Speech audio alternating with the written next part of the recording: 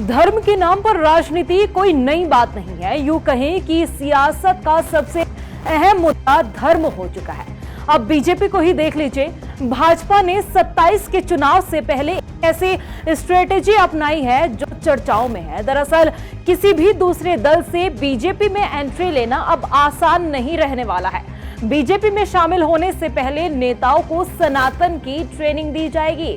बिल्कुल आपने सही सुना, ट्रेनिंग पूरी करने के बाद ही उन्हें बीजेपी में शामिल किया जाएगा। अब सवाल है कि किसी भी राजनीतिक दल के लिए इस तरह की बात करना कहां तक जायज है। नमस्कार, आप देख रहे खबर उत्तराखंड शो और मैं आपके साथ प्रियंका मलिक। अक्सर आपने देखा होगा कि चुनाव से पहले नेताओं का एक पार्टी से दूसरी पार्टी में जाने का सिलसिला शुरू हो जाता है। 2027 के विधानसभा चुनाव से पहले भी कई नेता दल बदलते हुए नजर आएंगे, लेकिन ध्यान रहे कि इस बार बीजेपी में एंट्री लेना इतना आसान नहीं होने वाला है, क्योंकि 27 के चुनाव के लिए पार्टी ने नई स्ट्रेटेजी तैयार कर ली है, जिसके तहत बीजेपी में शामिल होने से पहले उन्हें सनातन की ट्रेनिंग दी जाएगी और ट्रेनिंग पूरी करने के बाद ही उन्हें भाजपा में शामिल किया जाएगा।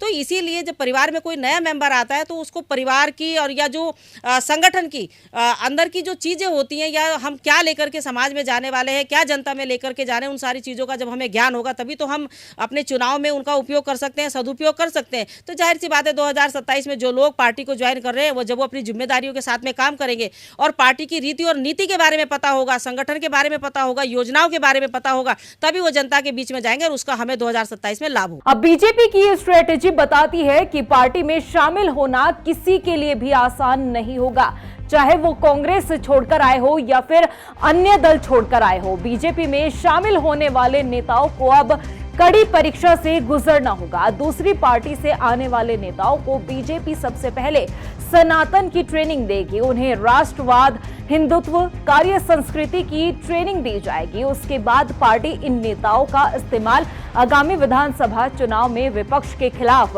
एक मजबूत हथियार के रूप में करेगी। बता दें कि पिछले विधानसभा चुनाव और लोकसभा चुनाव के दौरान बड़ी संख्या में कांग्रेस और दूसरे दलों को छोड़कर नेता बीजेपी में शामिल हुए थे। भाजपा का दावा था कि ऐसे नेता और कार्यकर्ताओं की संख्या 20,000 से अधिक थी। अब पार्टी ने इन्हीं विपक्षी दलों के खिलाफ मजबूत हथियार के रूप में इस्तेमाल करने का फैसला लिया है। इन नेताओं के जरिए कांग्रेस और दूसरे दलों के कार्यकर्ताओं को बीजेपी की ओर आकर्षित किया जाएगा और उन्हें पार्टी से जोड़ने के प्रयास भी किए जाएंगे। इस नई रणनीति से बीजेपी को 2027 के विधानसभा चुनाव में काफी फायदा मिल सकता है, क्योंकि बीजेपी ने 27 के चुनावों को ध्यान में रखते हुए हर बार की तरह इस बार भी एक नेता और कार्यकर्ता की भूमिका तय करने का फैसला किया है।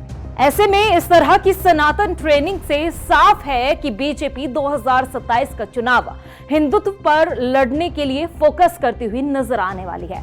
पिछली बार की तरह ही इस चुनाव में भी मुस्लिम यूनिवर्सिटी, लव जिहाद, लैंड जिहाद जैसे एजेंडे हावी रहने वाले हैं, क्योंकि 2022 के विधानसभा चुनाव में भी बीजेपी ने मुस्लिम विश्वविद्यालय का एजेंडा खूब भुनाया था, जिसका खामियाजा कांग्रेस को भुगतना पड़ा था। और अब इस बार भी नई स्ट्रेटेजी के तहत बीजेपी 2027 के विधानसभा चुनाव में जाने वाली है। लेकिन सवाल है कि क्या एक राजनीतिक दल के लिए इस तरह की बात करना या ट्रेनिंग देना कहां तक जायज है? बीजेपी की इस रणनीति को लेकर आपका क्या कुछ कहना है, आपकी क्या कुछ राय है? आप हमें कमेंट बॉक्स में जरूर बताइएगा। धन्यवाद।